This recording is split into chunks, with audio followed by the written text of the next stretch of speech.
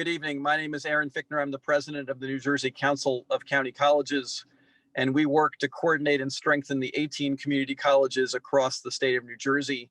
And it is our honor to welcome you all here to the second in our webinar series, Are You a Proven Ready Voter? As many of you know, we have all of you know, I assume, we have an election coming up in less than 2 weeks. And the COVID pandemic has really changed the way that we vote. And so we're holding this session to help educate community college students, faculty, and members of our community about how to vote and exercise your right to vote in this COVID pandemic. And so we've got a good set of speakers tonight who will share some very, very helpful information about how to vote. I think as you reflect on where we are as a country, you think about the generations of people that came before us who fought and protested and in some cases died for the right to vote. And so it is really incredibly important for us all to exercise our rights to vote, to become involved in our democracy in our communities. And really, when you think about community colleges, that's what we are about. We're about communities and about being engaged in the world around us. And so we're holding these series of webinars to help encourage people to vote and to exercise their rights. And to learn how to vote and how to navigate the new rules that we all face in this serious pandemic. So again, welcome to everybody. Thank you for being part of the New Jersey Community College community, and I hope everyone is staying safe and well.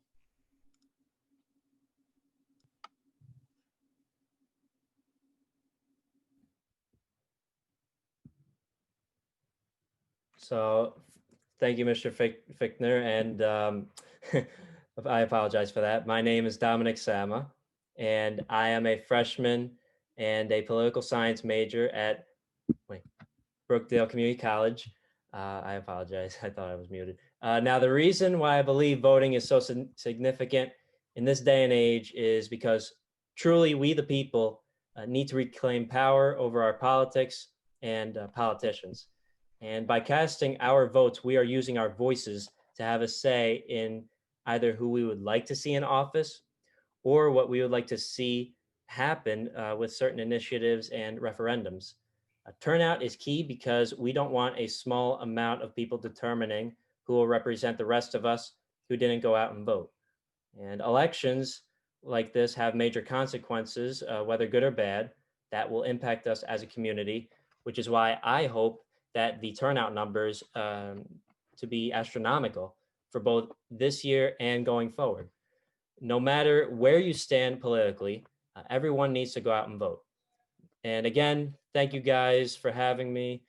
President Fichtner, Sandra, Danielle, and the whole gang for having me. And if any of you watching right now have the time after this, please take a minute and go check out my op-ed on our school's newspaper called The Current on bcccurrent.com, as I go way more in depth as to why voting is so important for all of us. Thank you guys so much. Dominic, thank you. Thank you for being with us tonight. Thank you for representing all of the 300,000 people who attend community college across the state. Thank you for your remarks, and we wish you the best of luck in your career in political science and a great career at Brookdale Community College. Thank you, Dominic.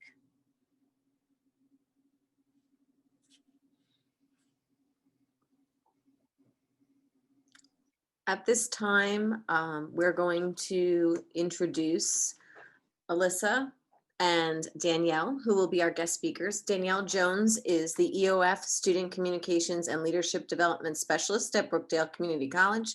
And Alyssa Moreno is joining us from the League of Women Voters of New Jersey. She is the Civic Engagement Coordinator. So thank you so much for joining us. And Danielle, we will let you begin. Good evening, everybody. It's so wonderful to see you, and I hope that whether you came to last week's event or you were here for the first time tonight, I am so grateful that you took the time out to come out and participate in this workshop. I really believe that you're going to get some valuable tools and information and resources, not only for yourself, but you can share with your family and your friends, your neighbors, and your colleagues, so that way everyone can exercise the right to vote. We always do hear this every presidential election, but this election is so important. It will impact our lifetime. So I urge everybody to take this opportunity to learn and become educated and empowered when it comes to voting. Our job here is not to teach you or tell you who to vote for. Our job here, especially with this workshop, is to teach you how to vote. So that way you can be educated, empowered, and confident when it comes time to vote. As Dominic had mentioned, it really doesn't matter what side of the political spectrum you fall on. What matters the most is that you are engaged and you participate in your government. And one of the easiest ways to do that is through voting. So I do want to introduce Alyssa briefly. Alyssa does work for the League of Women Voters in the New Jersey chapter, and nationwide as well as in the state of New Jersey. The League of Women Voters provides nonpartisan information about candidates, state initiatives, and what you can find on your ballot, as well as other helpful election information. And they have a great online resource called Vote 411. If you just type in your address, it will tell you exactly what is on your ballot, what to look for, and Vote 411 is a great tool that you can utilize online. I happen to be running for public office in my hometown, and I do have a candidate bio on 411, Vote 411. So a little bit of a shameless plug, but I think it's a great resource. So that way, if you're not sure what is on your ballot, if you just type in your address on vote411.org, you will be able to find exactly what is on your ballot, as well as any state initiatives or questions that would ascertain to your ballot. So I really want to say thank you to Alyssa for being here, and also if she would like to give some brief remarks about what she does for the League of Women Voters, it would be great, so that way we can share and spread the resources that League of Women Voters New Jersey has to offer for our residents. Yeah, thank you, Danielle, and I'm really excited to be here.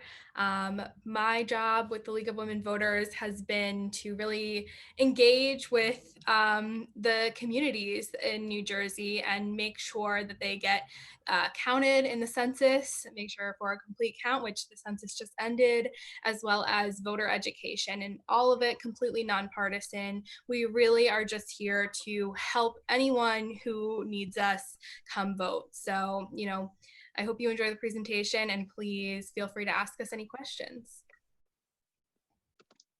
Thank you so much. And I think it's really important that we also empower our young adults to go out and participate in their government.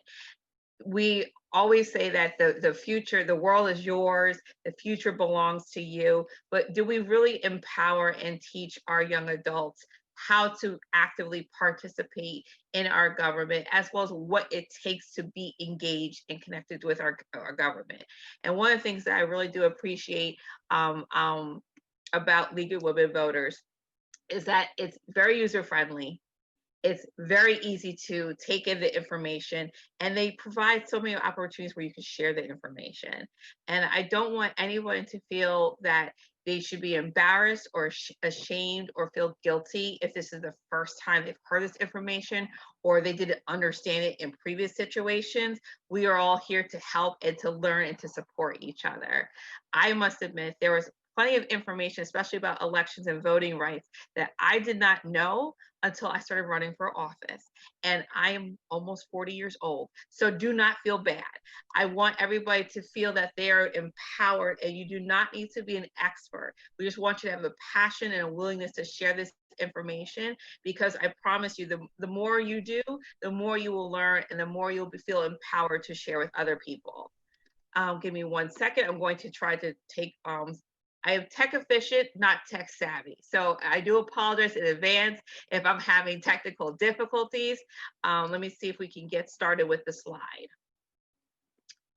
And what I will also do is I will make sure at the end of the presentation that I will answer your question that you do pose in the chat box. So if you do have questions as we go throughout the presentation, please feel free to put them in the chat box, and I will make sure that I will answer them as well. If we don't answer them during the presentation, I will make sure that I provide some time at the end to address your questions, provide some resources, and I will also make sure that I also provide my contact information to you guys. I want everybody to feel comfortable that they can reach out to me. So please feel free to ask questions. Do not be ashamed. Do not be embarrassed. As what's the name of the gym? Planet Fitness says this is judgment-free zone. So please make sure you ask questions if you do have them. Okay. All right, so we have here, why should you exercise the right to vote? So that's one of the main questions we're going to address as we go through this presentation. So please, like I said, don't feel embarrassed or ashamed or guilty if you've never heard this information before, or some of this information that we share is brand new to you.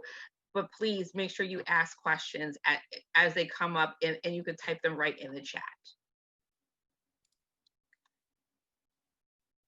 So one of the things I want people to understand, what does it mean to vote? So you can use it as a noun or as a verb. But what I want everybody to understand, that voting means that you are expressing your opinion. You're expressing your values, your judgments, your beliefs, whether it's formal or informal. It could be something as simple as deciding where you want to go to eat. So you and a group of people are like, well, where are we going to go? You're voting. You're selecting a restaurant or a place to eat so you can to where you guys are going to go. It could be something as simple as that. It could be something in terms of selecting where you're going to go for your prom or your class trip, or selecting a club or a officer for a student organization. It can be something as formal as voting in an election, where you're voting for elected official or for a ballot referendum. So I just want everybody to understand that voting is your way of expressing your opinion, your viewpoint, your values, your decisions, whether it's through a formal or informal process. So one of the things I really do enjoy talking about is civic engagement. So civic engagement, and you see the formal definition on your left-hand side of the slide. You're working to make a difference in your community. And I would hope and I urge that it's going to be a positive difference or impact that you're making in your community.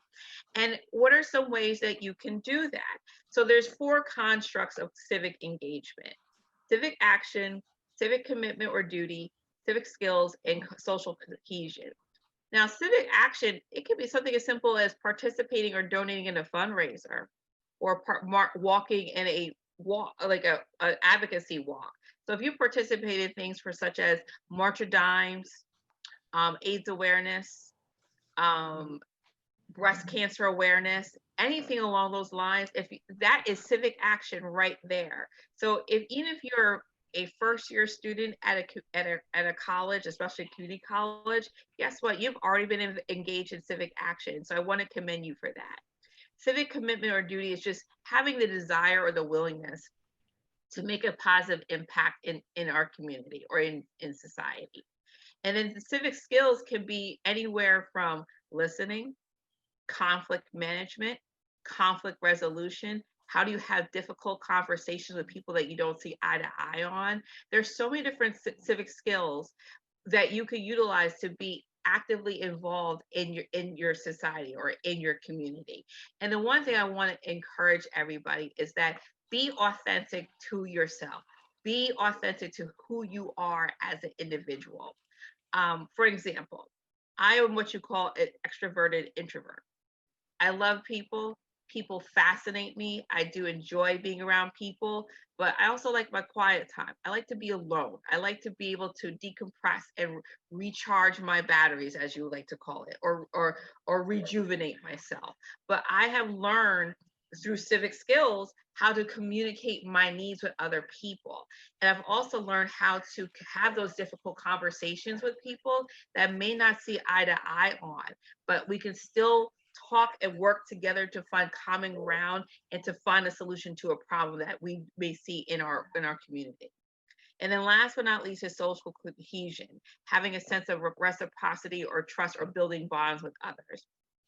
I understand right now, especially as we're going through this pandemic, a lot of us are going through school online or remotely.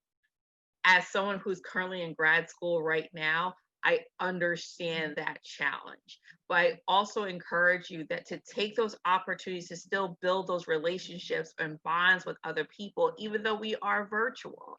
So if there's clubs or organizations that are having club meetings or activities online, attend them. If you see social events through Facebook Live or Instagram Live or on Snapchat, participate in them. Now, know who you are and if you're not comfortable doing those things, then don't do them. But I still encourage you to find ways to build those relationships and build those bonds with your fellow students, as well as your professors and your teachers and your staff.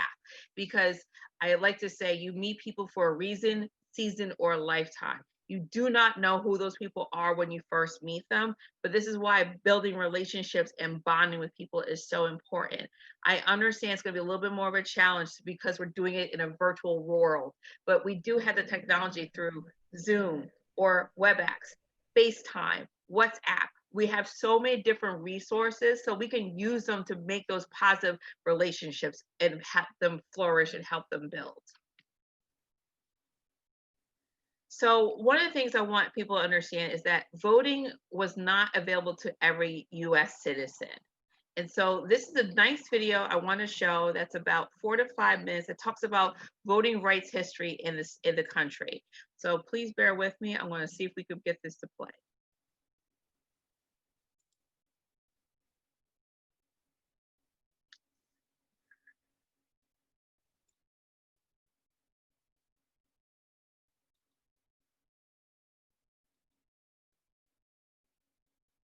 If it doesn't work, we'll move forward, and I will make sure I put the link on in the chat. It's not working. Okay, we will move forward. Okay, so if what myself or another New Jersey Council of County Colleges staff member will put the link to the video in the chat.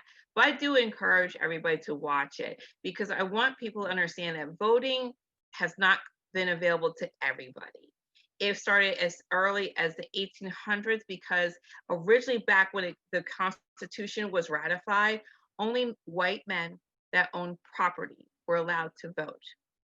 It wasn't until later that you did not have to have the property owning you didn't have to meet the I'm sorry, why am I stumbling over my words? You did not have to own property in order to be eligible to vote. Then when it came to the Civil War amendments, which was passed back in 1865, freed slaves had the right to vote, but that was only African American males. But there were still issues and also tactics used to keep freed slaves from voting, including literacy tax, poll tax, voter intimidation, different things like that. Then we move forward to the 1920s, where we're celebrating the centennial anniversary of the women's suffrage movement, where the 19th Amendment was passed, where women were given the right to vote. But once again, that was only white women. Women of color did not gain the right to vote until 1965, when the Voting Rights Act was passed and signed into law. So I want everybody to understand that not everybody had access or the privilege to vote. So and it is just some things to think about. Is voting important to you? And if so, or if it's not, why or why not is it important to you? What's stopping you from voting? Do you feel, is it lack of access to the ballot? Is it transportation issues? Do you have time? Do you understand what it means to vote or what's on your ballot? I want you to think about these things. And then do you talk to other people about voting? I know and I understand that you may feel discouraged, or you feel like your vote doesn't matter or your vote doesn't count. Let me tell you something. It does. It absolutely does. Especially on local and county elections, people have been elected or lost their reelection bid by one vote. So it absolutely does matter. And by voting, you can actually hold your elected officials accountable to make sure that they hold up to their campaign promises that they make when they have tried to recruit you and get you to vote for them. And I'm saying this as someone, as a political candidate myself. I want people to participate in their government by voting, and that's one of the easiest ways that you can do so. So once again, I did cover it up in this slide, but think about this. And these are just questions I want you to think about. You do not have to answer them right now, but do you think voting is important? What's stopping you from voting in elections? And do you feel confident about voting? And I'm hoping that at the end of this workshop, we will give you some of the tools and resources, so that way, if you do not feel confident in voting, you know how. If there's something stopping you from voting, we can help you work around those issues. Do you think voting is important? If you don't, I'm hoping we can convince you that it is. So this is the New Jersey Voters' Bill of Rights. Just like we have the Bill of Rights in the United States Constitution, these are all the rights and privileges afforded to voters that are registered in the state of New Jersey. So I want you to just take a look at this and see that it covers a lot of different things, such as what do sample ballots have to include? What do voting machines have to entail? What to expect as a first-time voter? Are there ID requirements? All these different things. Well, the one thing I want to point out the most is if you look at the top right corner of the poster, there's a telephone number, 877-NJ-VOTER. Please keep that number handy, because one, you can track your vote by mail or your paper, or what we call provisional ballot. You can track it through that number, but also, most importantly, if you feel that you're being intimidated, harassed, or even being prevented from actually voting, you can file a complaint with this number.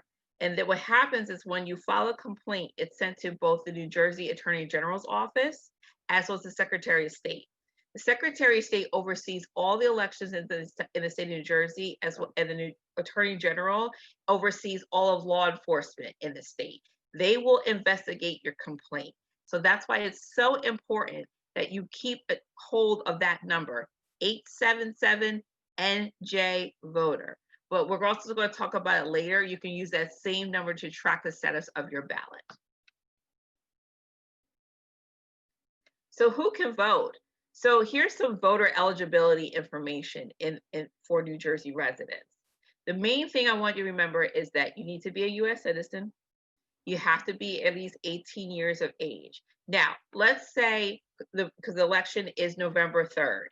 Let's say you're not going to turn 18 until after November 3rd. Well, you can go ahead and register to vote. It's just that you will not be eligible to vote until you turn 18 years of age. You need to be a New Jersey resident for at least 30 days. Now, I want this to be very clear, and please pass this information on. If you or somebody you know is currently serving probation or parole, you can vote in the state of New Jersey. So let's make sure that if you know, or you personally, or if someone you know is serving probation or parole, they can still exercise their right to vote in the state of New Jersey. So we have to do our due diligence to share this information to make sure that all eligible residents of New Jersey are registered in exercising their right to vote. Oops, wrong way. So how do you check if you're a registered voter? So one website I'm going to repeat throughout this presentation is vote.nj.gov. That will take you to the 2020 New Jersey Voter Information Portal, but that's also housed by the New Jersey Division of Elections. If you put in that information, whether it's your first name, if you do have a middle initial and you use your middle initial, I encourage you to use it. I know for me, my name is Danielle M. Jones. I have to put my middle initial down because there's plenty of Danielle Joneses in this state. Shoot, there's quite a few in my county of Monmouth County. So I have to make sure I use my middle initial. And then you're going to put your birth month and your birth year.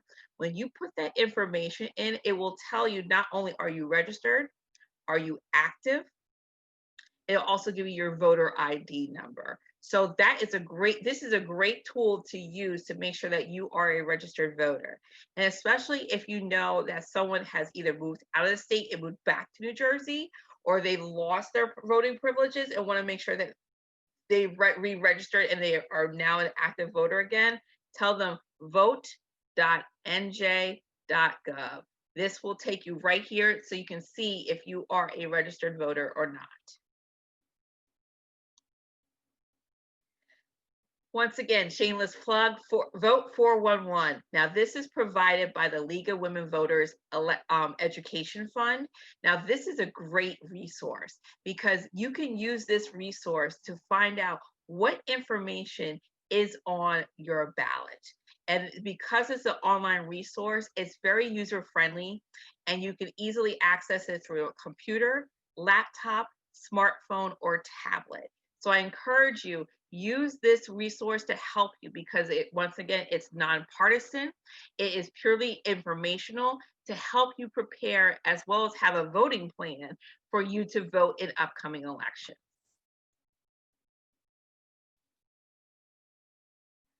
So what is on your ballot? So this year in 2020, we have a lot of elections coming up. So we have what's called the presidential election. So that's one of your federal elections. The president is elected every 4 years. Then you have your US Senate. There are 100 senators in the country, but every 2 years, a third are up for re-election. So this year in 2020, one of our US senators, Senator Cory Booker, is up for re-election. The US House of Representatives, there are 435 members of the House of Representatives. All of 435 are up for re-election unless they choose not to run again. And they serve 2-year terms. A little helpful hint, if you want to remember when there's going to be a federal election, it's always on an even year. Okay? So just keep that in mind. Even years are federal elections. Okay? Now, county elections, if there is a county clerk, you may see that you may have a county election coming up. So it could be a county clerk, it may be a county sheriff, but take a look and make sure that you're paying attention to your county elections. And then your municipal elections can also vary as well. That's why I love the resource Vote 411, because when you put your address in, it will tell you exactly what elections are on your ballot and who the candidates are that are going to be on your ballot. And so remember, federal elections happen on even years. And here's another helpful tip. Your state elections are held on odd years. So next year's 2020-21, that is an odd year. So the governor is up for re-election. Our state senators, who also hold 4-year terms, they're up for re-election, as well as our General Assembly members, and they hold 2-year terms, so they're up for re-election as well. So state elections the big ones are going to be held next year, but this year are the federal elections. But we always have to pay attention to our county and our local or municipal elections, because I would make the recommendation that you should pay attention to them, because those are the ones that impact you the most, even more so than your federal or your state elections. The next thing that you want to keep in mind, what is a public question? So in some states, you might call them ballot referendums. And I know in California it's called propositions, but we call them public questions. So what's a public question?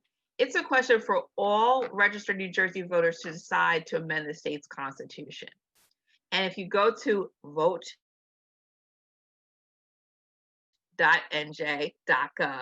Or if you go into, you can go to the League of Women Voters, the New Jersey website, you can find information on those public questions. Now, specifically on the Division of Elections, the public questions are available in 4 languages: English, Spanish, and I apologize if I mispronounce this, Gujarati, and Korean.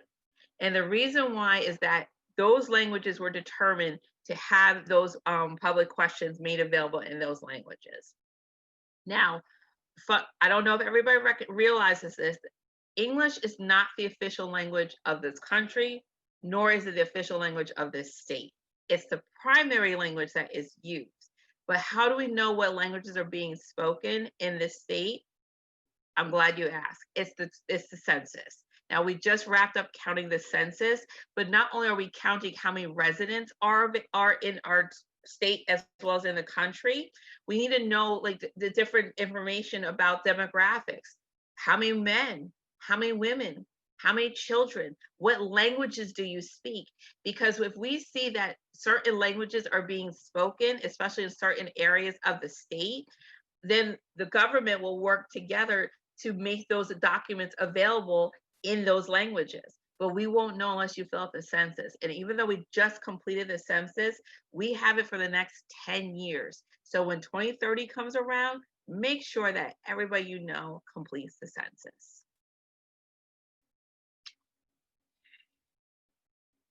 So there's 3 public questions on the ballot, and I'm going to go through them pretty quickly, but if you do have questions, I will show you how you can read the analysis on them, and we'll answer the questions on them.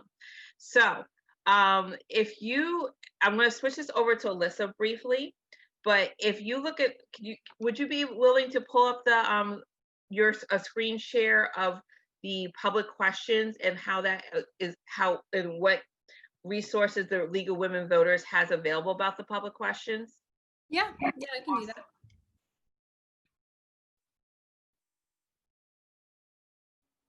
Here.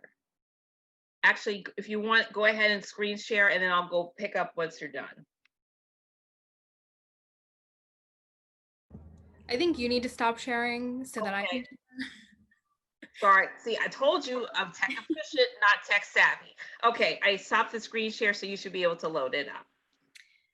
Yeah, so this is our page, and then you can just click on LWVNJ question analysis, and they scroll down to our questions that are available in English and Spanish. And as you can see, here is public question number 1. And it gives an explanation of what the question is. It gives the interpretive statement, which is also on the ballot. And then we also provide a background on why the question is on the ballot, and then reasons why a voter might vote no or yes. And on every one, they're the same number of reasons. And so they're really nonpartisan analysis of the question so that you can feel empowered to make your choice. But yeah, these are available for each of the questions. They're no longer than 3 pages. I believe the second one is pretty short, but the third one is a little bit complicated. So it's a little longer, but yeah, so these are what we have available. Can you pull up the one for the public question number 1 real quick one more time? Fantastic.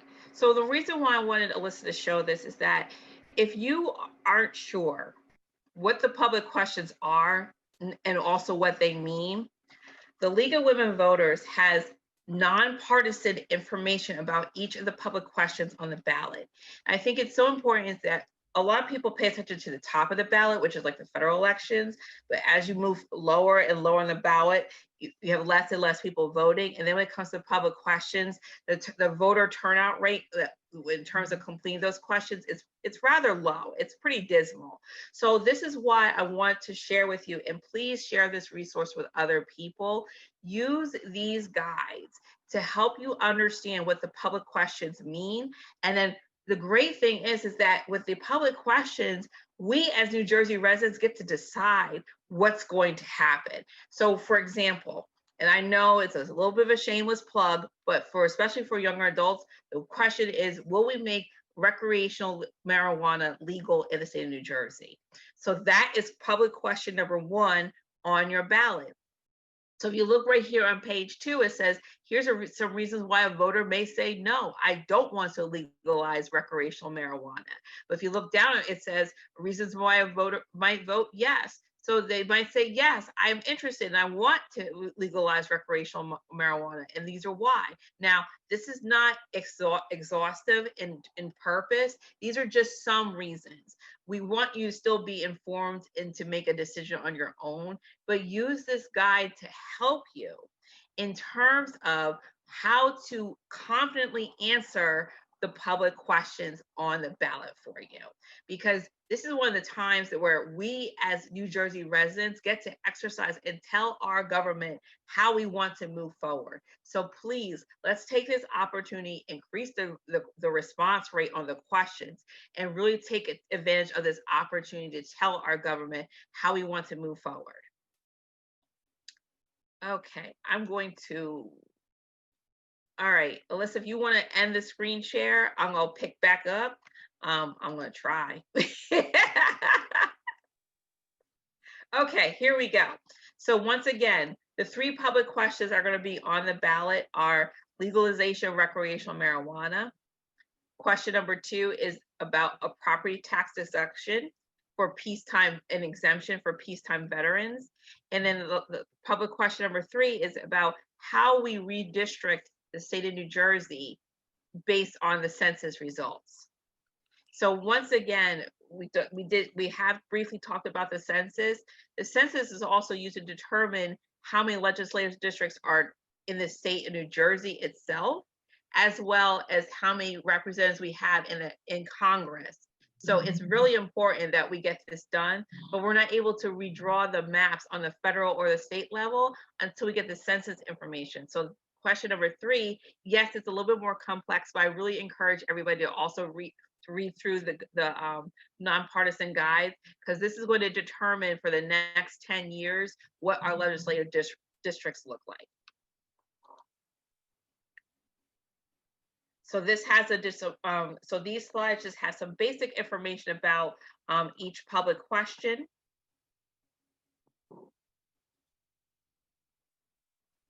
So the next thing, and this is where I think is going to be very helpful for everybody, is how can you cast your ballot? I think everybody has questions or concerns. They may have heard different things in the news. How do you turn in your ballot? So I'm going to pass it back to Alyssa one more time. So I do apologize. So please, thank you in advance for your patience as we're changing slides and managing the technology here. But I'm going to pass this back to Alyssa about how you can cast your ballot. All right. Awesome, Danielle. And I'm just going to share this.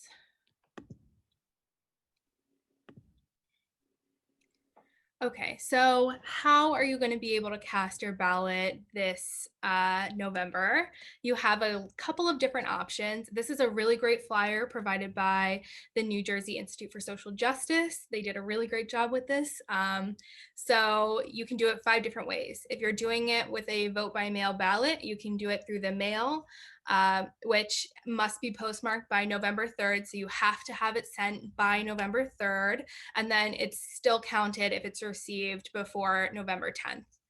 So you can just drop it in the mailbox and it'll be, it's still a great way to vote.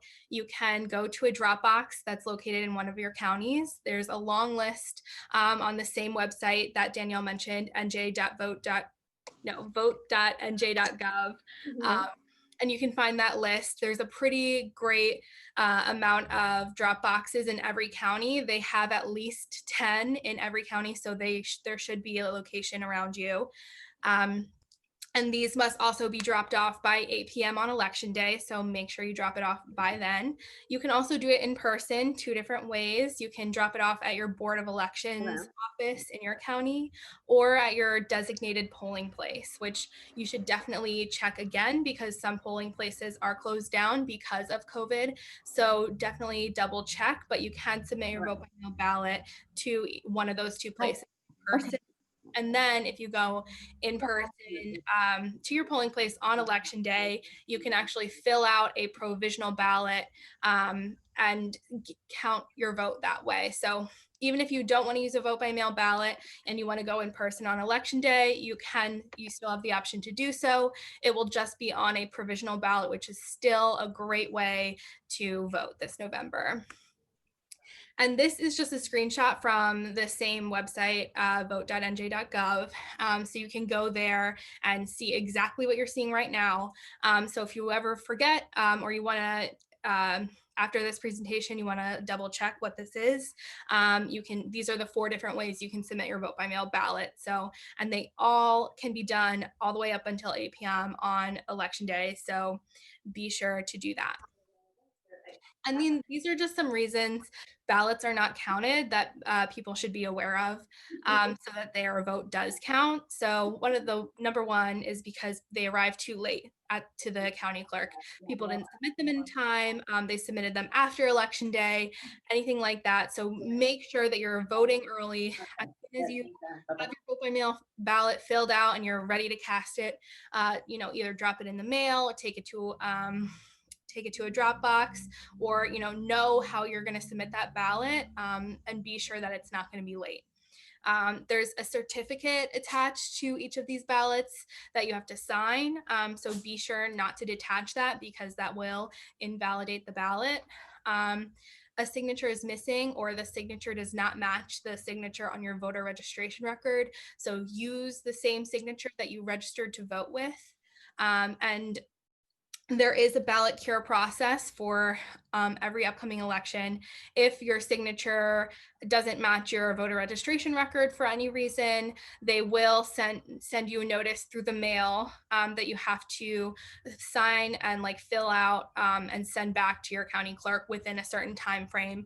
All of the instructions will be in that notification, so just be on the lookout for that. And then the ballot is just missing. People just completely forgot to put their ballot in the mail that the ballot that they sent back. So, be sure to read all of the instructions on your ballot, read them carefully, double check that you're doing everything correctly so that your ballot does count this November. And then this is just more information about the signature match process. If it doesn't match, it's reviewed by the County Board of Elections. So, it's not just some random person who doesn't think that your signature matches. It's an official process. And, it's just basically saying that you have the right to cure your ballot if this does happen to you. So this is a really great new feature on the New Jersey Division of Elections website. You can now track your ballot, so you can see when it's been received and accepted, and you can also see if for whatever reason it was rejected. It's probably one of the reasons that I stated before. So you can see when you drop it in a drop box or a mail, you can know when the county clerk has received that ballot. And it's really easy to set up an account. You have to either know your social, the last 4 of your social, a driver's license number, or you can also use your voter ID, which will also be on your vote by mail ballot. So if you don't know your voter ID, many people do not know, so don't be worried if you don't, but it is on your vote by mail ballot. So, I would even suggest taking a picture of the ID so you know what it is for the future. But yeah, please do track your ballot. And then some information about what a bearer is. A lot of people have really great intentions when they want to help people submit their ballot, but you want to make sure that you're doing it in the correct way so it doesn't invalidate any ballots. So this November, you can only submit a ballot for someone else if you, for 3 people. So it's really not like submitting a ballot for someone, but returning a mail-in ballot for someone. So they already filled it out. It's totally closed and done. You just have to make sure to sign the envelope. If you are, someone in your family can't get to a drop box and you want to take it for them because you're going, you need to sign their ballot to make sure that process is that chain of custody basically is tracked. And you can't do this for more than 3 people in an election, or if you're a candidate running in the election. And just be sure to complete that bearer section. It should be most ballots, I think it's on the outside of the envelope. So make sure you do that if you are transporting ballots. So voting in person, it's going to look a lot different than it has in previous years. Each municipality is required to open at least one polling place, but all counties only have to open like 50% of their polling places. And this is really to make sure that everyone can be socially distant in the polling place, that it's still safe to submit your ballot. But if you do, you will be using a provisional ballot. And this is really because New Jersey's voting machines can't track if you've also submitted a vote by mail ballot. So they need to know that people aren't submitting ballots twice. So that's really the reason that it's going to be provisional paper ballots this year. And also because, we're in COVID-19, and everyone touching a machine is not like the most safe thing to do. So provisional ballots. But if you are an individual with an ADA compliant disability, you do have access to a voting machine to help you submit your vote. So this is just more information about what a provisional ballot is. You'll really know the process once you get to the polling place. It's really like the poll workers will really help you out with it. Just again, don't detach anything from the ballot. Make sure you're, reading the instructions and submitting it that way. But a lot of people have been saying that provisional ballots just don't get counted, or like there's just a lot of misinformation going around about provisional ballots, but they are a totally safe way to submit your vote. So please do not worry about that. Yeah. So you can also do a provisional ballot. Like they've been used in other elections for like other things. Not everyone has always submitted a provisional ballot. But if you did not apply for a vote by mail ballot, you didn't receive it in time, or you did not return your vote by mail ballot, you can submit your ballot provisionally. And that's why provisional ballots exist. So we also, the New Jersey League of Women Voters created this toolkit to help get out the word, to get out the vote. We have a lot of resources there, a lot of social media graphics, email blasts. If you are or know anyone who has access to a distribution list or wants to help get out the word about the election, help people know what they need to know about this election, please visit this website. It's a really, really great tool to really help with voter education. So if you have any questions or wish to partner, please contact me. You can go to lwvnj.org, and my email is right on the screen. So please ask me questions if you have them. I'm more than happy to help. So I guess I'll stop sharing my screen now. Is it? Oh, let's see here. Is this Danielle? Is this you? Yes, it's me. So if you want to stop the screen share, I will pick up right where you left off. We're letting Danielle wrap up for us. She's running it around home base, right? That's our for the night. Thank you so much, Alyssa. Of course. Thank you again, Alyssa. I think that especially that toolkit, I think it's a great information. So that way, if you want to share this information with the people that you know and that you're close to, and you're afraid that you don't feel confident or you don't know everything that needs to be said, use the toolkit provided to you by the League of Women, the League of Women Voters. I think it's a great opportunity to share information, and also you may be at the missing link that empowers your friends, your family members, your neighbors, whoever you may come in contact with to actually exercise their right to vote. So please do not feel like you have to be the expert or the know-it-all on elections. Just know the information that you need to know and share it. And if people do have questions, know who to direct them to so that way they can get the right information. I think Alyssa brought up a really good point. There's a lot of disinformation, and what we call alternative facts being distributed throughout, like about like, is it safe to vote by mail? Why can't I vote in person? I think the key is if we share this, if we learn the information and we share it, I think we'll be in a really good space. So one of the things I wanted to share with everybody is, where can you cast your ballot? So once again, vote.nj.gov.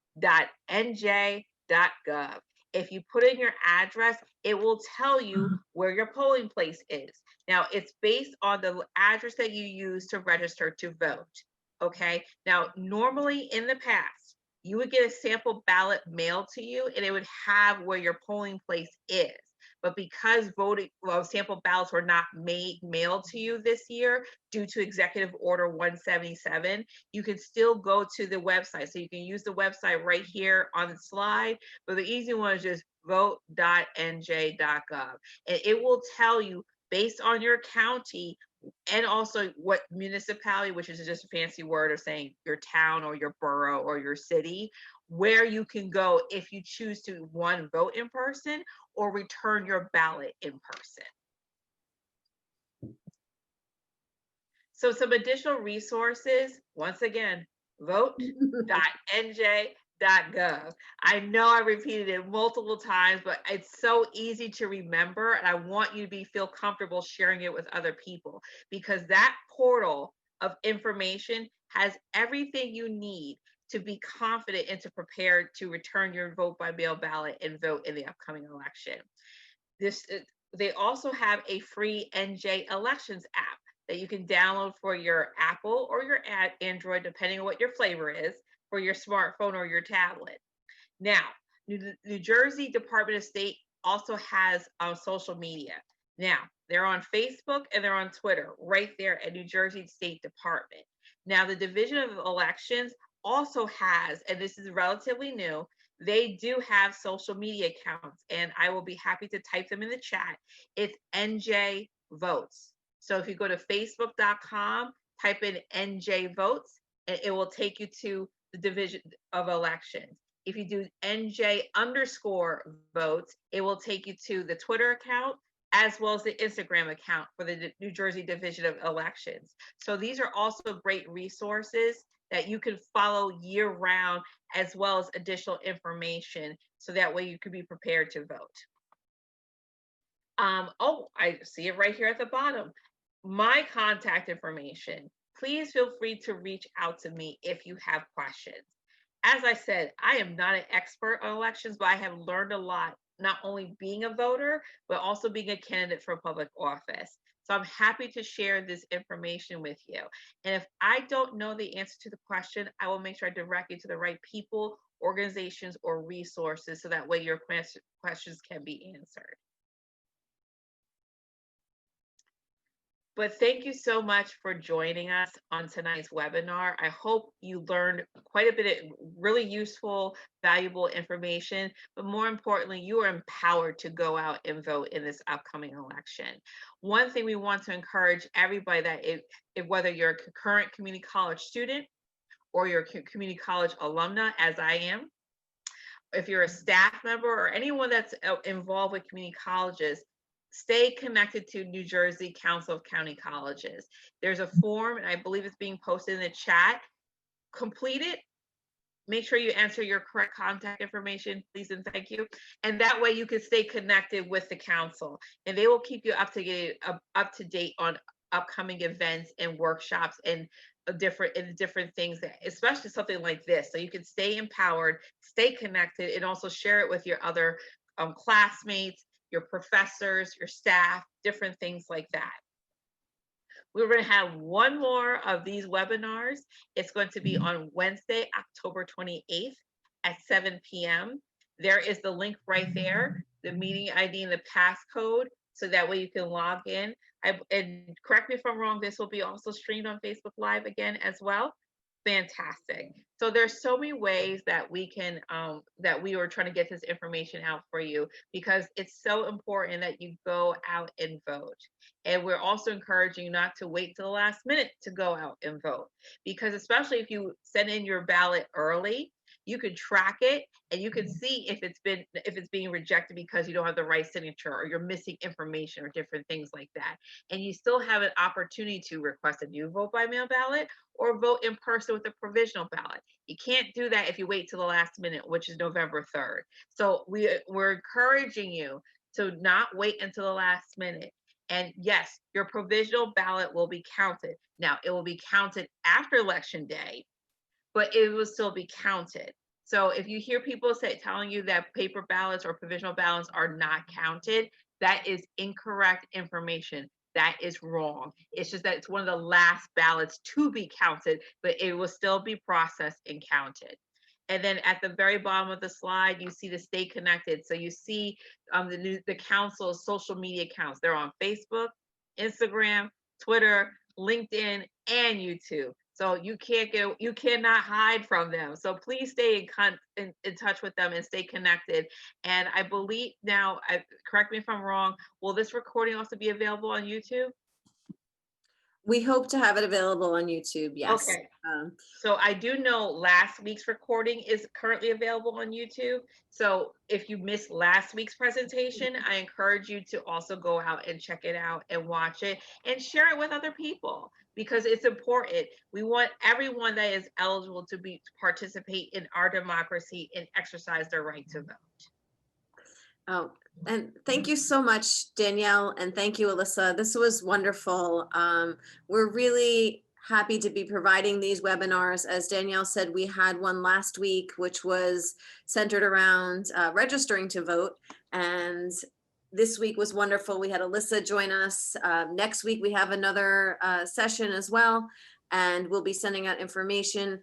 Please, I encourage you to fill out the form that I posted in the chat to become a part of our, I think it's like a little family now. We met Danielle through one of our alumni engagement events, and we've brought Alyssa into the mix, and we've had some wonderful student engagement, and we do plan through the council to engage our alumni because you are our voice, just as voting is your voice. You are our voice, and you are living, breathing proof of what we are all about. So we thank you all. I want to thank Lauren, who is also in our office, and she's also an alumni, and also Jess Britt, who is running Facebook, and she is doing all of our technical things tonight, and also Ruth, who's our student intern. So we have a lot of our community college council staff here, our new family, and thank you all. If you have any questions, please feel free to reach out to us.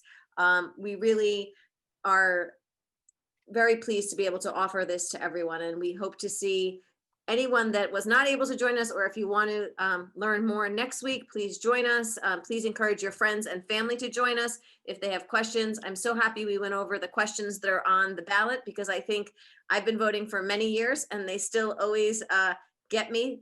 The language is confusing sometimes, so I really think it's important. And I thank you again for joining us this evening, and we hope to see you and everyone next week as well. Thank you again. All right, everyone, have a wonderful night. Remember, your vote matters and your vote counts. So make sure you go exercise your right to vote. Yes, thank you, everyone. This is wonderful.